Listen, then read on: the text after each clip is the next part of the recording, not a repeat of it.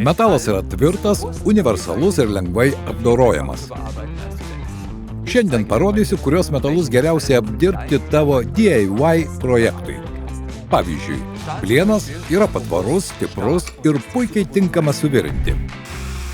Su 20 voltų akumuliatoriniu kampiniu šlifuokliu tiksliai pjausi metalą ir būsi užtikrintas dėl lanksčių judesių. Varis yra minkštas, lengvai formuojamas ir dekoratyvus.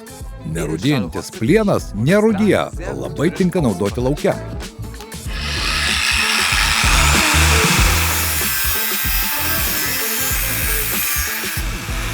Aliuminis yra ilgaamžis, lengvas ir lankstus. Jei neturi lankstymo staklių, pritvirtink lakštą tarp dviejų plieninių kampuočių.